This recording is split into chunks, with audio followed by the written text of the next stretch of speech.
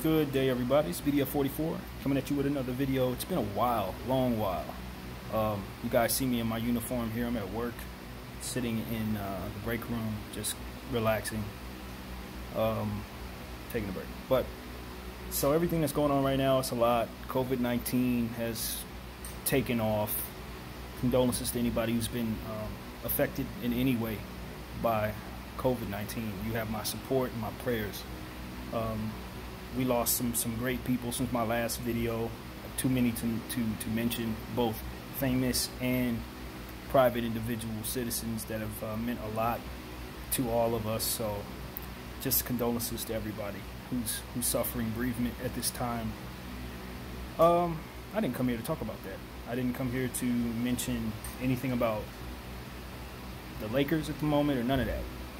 My mind and my focus is on Daniel Hernandez, Tekashi 6ix9ine. It just was recently released under some very fortuitous circumstances for him. He was able to get out of jail because of COVID-19. Great lawyers, gotta love his lawyers. But the young fella took maybe a couple of weeks and then went on IG Live yesterday in real time.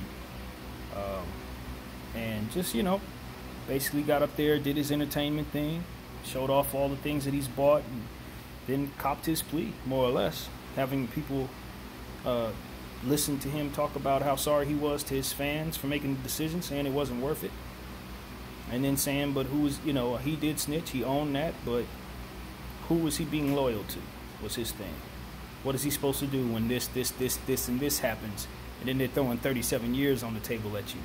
And you got a choice, either to stay loyal to some people that, in his mind weren't loyal to him, people who were trying to take his life, he claims. Regardless of what his responsibility was in that situation, this is just his point of view. They trying to kill him. They slept with his wife or what have you, his baby mama, I should say. She denies that. He denies that. Dude, Scotty did. But, this is what 6ix9ine believed were facts, and he, was sitting on a very tough decision. He made the one he felt would be best for himself. I come here today not to bash a 24-year-old kid. As a 35-year-old man, I don't get no cool points for that. I let everybody else do that. That's not what this is about. This is about him, from my point of view, from what I took from what I saw, which was that he was not fully explained the cons, as in the negatives, by the people who laid everything on the table for him. They appealed to his ego. And when I say they, I mean the people who were in there negotiating his deal, with lawyers, government, whomever, people in position to give and take from him. They laid down what his options were. They appealed to his ego and his heartache. They appealed to his fear. But they didn't tell him the cons. They didn't paint a full picture of the cons of cooperating. That's who I come to speak about and criticize today, not Daniel. So after listening to Daniel's side of the story, he has the same side of the story as anybody that doesn't understand the streets and had all that stuff happen around them, especially somebody who not quite mature enough yet to take full responsibility for his positioning within those activities and those actions. He keeps saying he didn't do anything wrong. He did plenty wrong. That was proven. That's why they had the leverage to force you to snitch, because you did some things that were not legal and some things that were deadly toward others. Basically, you did some things, maybe not deadly necessarily, but you did some things that they could lock you up for a long time. So maybe his PR people were telling him to word things that way, saying that he didn't do anything wrong for the sake of image and trying to repair his image and get back on top of things. But as somebody who's just watching from the outside looking in, it just seems to me that this kid is close to oblivious to the type of danger that he placed his family in long term. And I think that was the responsibility of the American government, of who made this deal with him. That was their responsibility to help him understand exactly what he's dealing with. And I just feel like at some point in time, us as citizens need to start taking a look at some of the tactics that are used that really don't benefit us as individuals when in situations like this. Now, granted, if you do a bunch wrong and then they lay down your plan or lay down what they have for you, you only can take this or that. It ain't like you have a whole lot of options here. So I understand that. And having been somebody who's never been in that situation, I step back to an extent just for the sake of being wise. But at the same time, it just seemed to me that listening to him speak, that he did not understand what he was dealing with. That he did not fully understand that this is something that's going to outlast his career. No matter how successful he becomes, he could be 60, 70, 80 years old, and somebody may go through a situation randomly that doesn't turn out the way they want it to, with cooperation having taken place around them and people that they love go to jail or whatever. And they may look at 6ix9ine or his family and see all the success that he went through and want to make an example out of him, the most famous snitch of all time. Because that's exactly what he is. The most popular, famous, cooperative the American government has ever had. And, you know, it's very difficult to look at him and scold him based on what I believe he should understand. And I know a lot of people are doing that because they say, well, you put yourself in a position to do these crimes and you aligned yourself with these individuals, and then you turned on them and you brought up names that didn't even have nothing to do with it just to save your own behind and all that. I think the 24-year-old kid, which is what I'm going to call him, that's what he is, doesn't have a full grasp of what his options are, of what the dangers were, of what the long-term view or perspective is for how his life would be for either of the two choices that he had on the table. Whether if he did the 37 years, how much danger his family would be in if he, you know, either situation, how much danger he would have been in.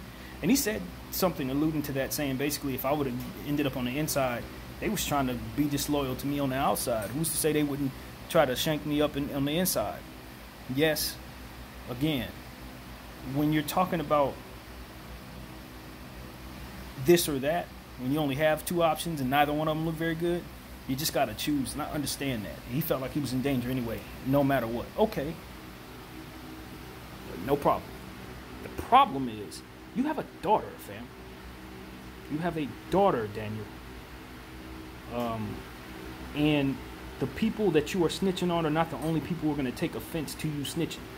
The people you are snitching on, the way this world works, and when I say this world, I mean the way that world works, based on my outside understanding, I do a lot of listening rather than experiencing. The way it seems to work is that I'm doing this to you with the understanding that everyone else is watching both of us. So if I let a snitch hang around me, or if I let a snitch get off the hook for what he's done to me, or if I know there's a snitch over there and he's sitting over there living lavishly while real dudes is sitting in prison because of his testimony, I gotta react to that, or I'm being watched by them and they're saying, oh, you cooperating too? Oh, you get along too? Oh, you willing to do this? This is something that you're okay with. This is something that you may do yourself. And that can't happen in a dog world, in a king of the jungle environment like that world is. You can't, literally, you cannot allow that around you. Now you think about the fact that he's famous.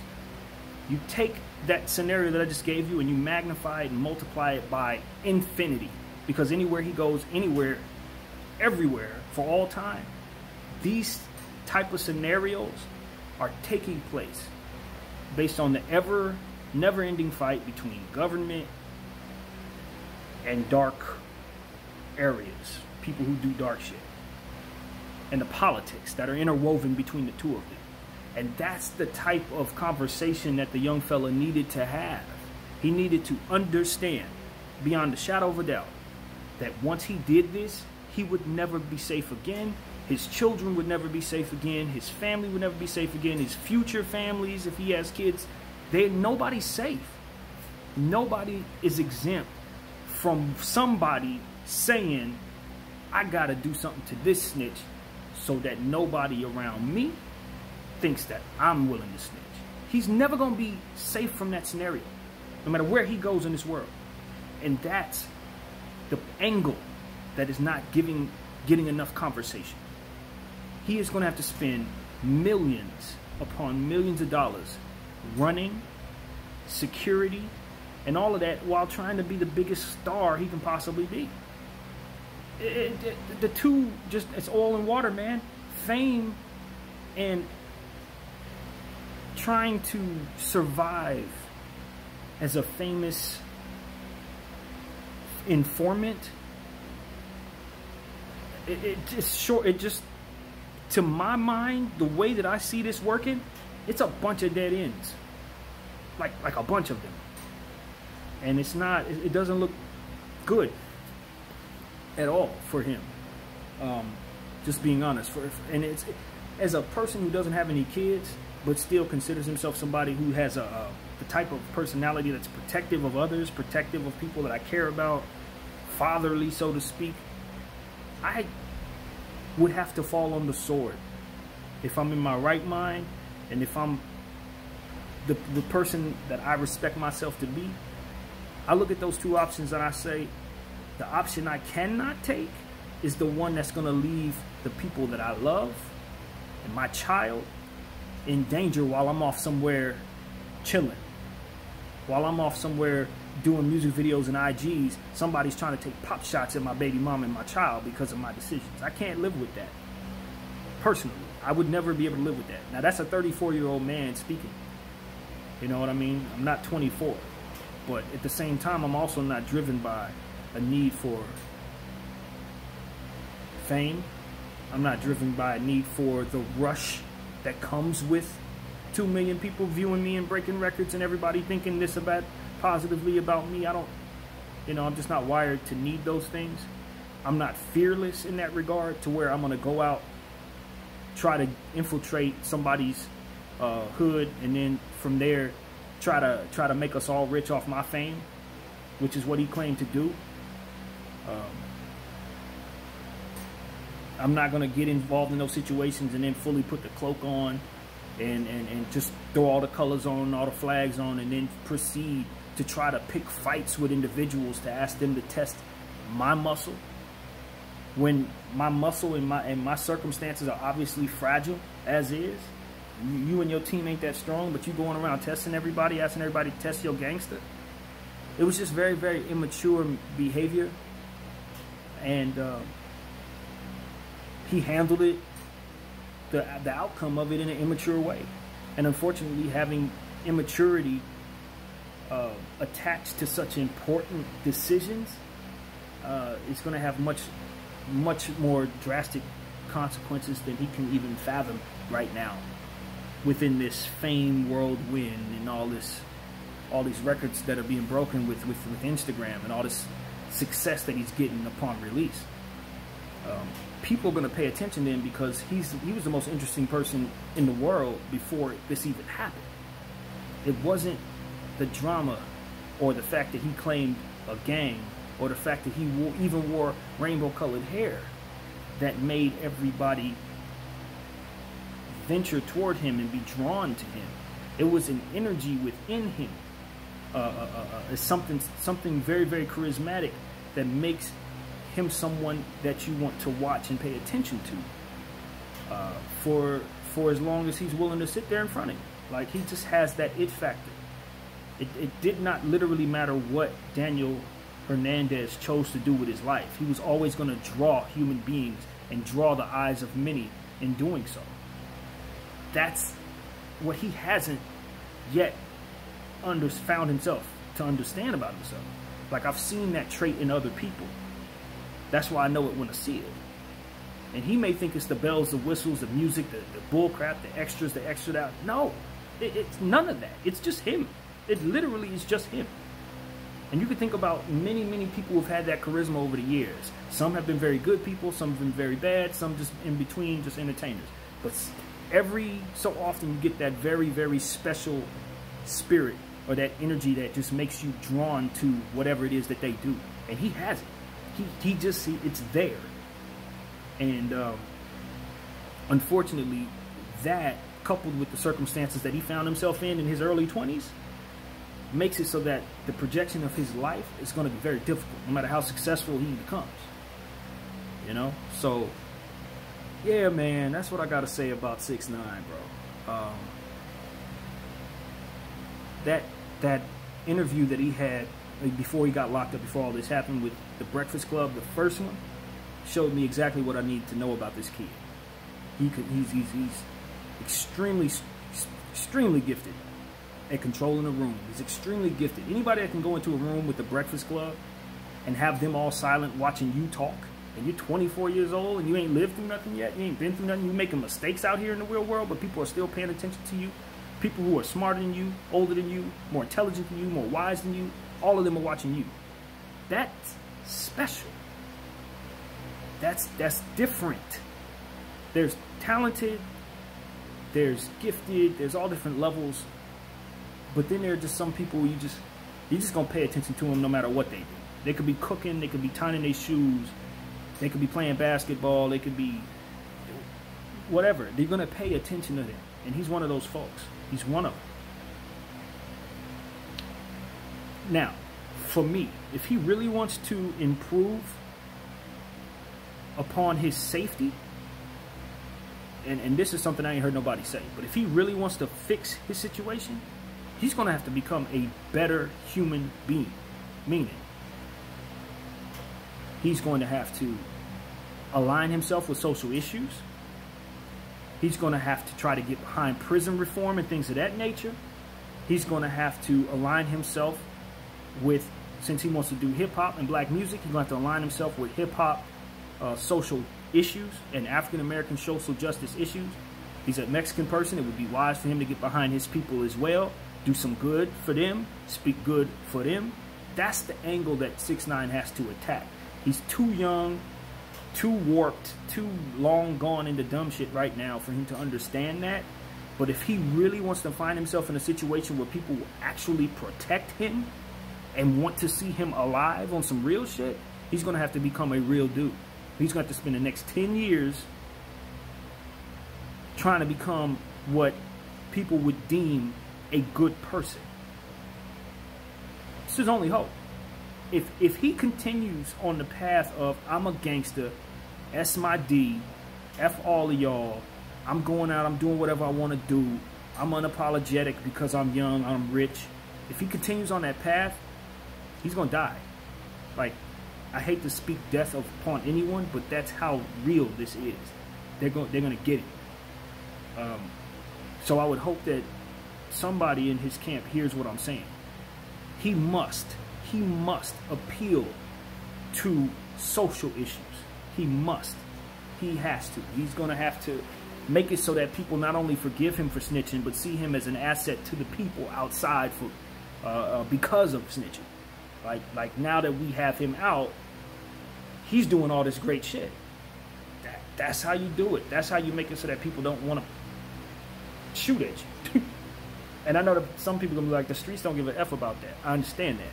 But what you want to do is have enough corporate backing, enough social justice backing to where the streets will stand down to some degree. You know, so they don't look at you as a menace and somebody who's just putting people in jail and working with the cops. You got to be somebody who's on the side of the people so that the people will see you as an asset. And that's what he needs to do. And I just don't know if that's even in the world that he's in. I don't know if the people around him would ever even suggest such a thing. I don't even know if he's going to live long enough to even get to that point. And it's a whole lot of fear for me as somebody just watching the situation unfold I'm more afraid for him than he probably is for himself. I'm afraid for his family. I'm afraid for his daughter, his mama, his father. You know, all these people that stand next to him, anybody that's doing business with him, anybody that he shouts out. I'm worried about all of y'all, because this is somebody who the streets are going to make an example of if they get a hold of him. And it's going to be medieval. It's not going to be pretty at all. Because they're going to look at him as the snitch we got a chance to make an example of on high. That's how the streets are going to look at that. Whoever is trying to get him, if they got any sense and brains about themselves, that's the kind of statement they're going to try to make. We want you to know that you are not safe for doing what it is that you've done. And, you know, that's the truth. That's just what it is. So all these people talking about, yeah, he was right for snitching. He had a legitimate gripe with the people that he was angry at. That the people who he ended up ultimately getting thrown in prison, he had a legitimate gripe with some of them. Some. I don't know if all. I don't know. And I don't know the particulars of what actually happened in his situation. I don't know. But if you have a gripe like that, you need to find another way other than aiming the federal government at those people. You got to find another way. If you live in that life, if you're out in those streets and you're doing all types of activities that you know damn well don't help anybody but yourself in the line in your pockets and your people's pockets, and then you go off and get caught, and then you go off and sing a song so you can get off and other people go to prison forever, pulled away from their kids and their families because of decisions that you made, getting caught when they didn't get caught themselves. I'm telling you, man, it ain't just the people that you've snitched on that you got to worry about. Those are the last people you got to worry about. You got to worry about the people who are in business with them, who ain't going to get the money that they need to get because they're not outside. You got to worry about their family members who are going to be hurt because those people are not at home. You got to worry about the people who were watching all of this go on and are looking to make an example of anybody they think is a snitch. Those are the people you got to worry about. You got to worry about people who are just crazy, period, because you're famous and a polarizing figure telling everybody the SUD. Now you got to worry about that. You can't go nowhere because everywhere you went when you was 23 years old, you was telling everybody they can't touch you. Now you can't really go nowhere because even if, for some people, we're going to give you the benefit of the doubt. If they ain't your friends, your fans, they hate you. And haven't forgotten what you did when you was hanging out with Treyway in there. So, after all of that, man, I just say, at the end of the day, I've spoken on this enough, I believe. Tekashi 6ix9ine, young fella, you need to be hiding. I understand how incredible it must feel to get this rush, especially knowing that the people have accepted you back. And that's a wonderful feeling. He's something he probably doubted. But what you got to understand is that they're not watching you because they're waiting to be entertained. They're watching you because they want to see what's going to happen to you. You know what I mean? They were drawn to you beforehand because you were entertaining, but now half of these people are just watching to see if these goons gonna catch you. They want to see, they want to see it go down, and it's like, me personally, I don't. I would rather not witness something. I would rather not hear about something. I'd rather this kid be able to live his life. You know what I mean? Honestly, knowing that it's simply ignorance and not enough good coaching around him that led him into the decisions that he ended up ultimately making. If he had good people around him, real dudes, real big homies, who were actually there to slap him around, shake him up, and lead him in the right direction, none of this even happens. I think the biggest mistake besides cooperating was aligning himself with people that didn't really have his back. That's period. His decision making off rip was bad. Young fella, I mean, it's the truth. So it's no surprise that those who were in position to do so manipulated him into cooperating without actually explaining to him how horrible his life was about to be because of it. They may have told him they were going to protect him for the rest of his life. They may, but what are you going to do in order to make that happen? You got to go with their agenda. Whatever their agenda is, you got to push it. Now you're in the back pocket of the American government forever, son. That's the reality. whatever agenda they have in their back pocket, you are their celebrity. You're going to push it. Did they put that in your paperwork? It wasn't worth it. At the end of the day, I know deep down in my heart, he'd have been better taking them 37 years. I know that. Now, what ended up happening in the short term, how much money he gets, what he's able to leave his family when he's gone, all of that is not clear to me. But the looking over the shoulder for the rest of your life, the making horrible lifelong decisions when you're 24 years old, molding how the world views you characteristically when you haven't even developed who you are as a person yet. Yeah, no, sir. All of that is bad. The man cooperated when he was 24. That's young, man. Your whole life ahead of you. And now you're going to be labeled as a snitch for all of it. All but 24 years of it. That's whack, bro. I would not sign up for that. But anyway, that's my point of view. My name is BDF44. God bless everybody, man. That's it. That's what I got.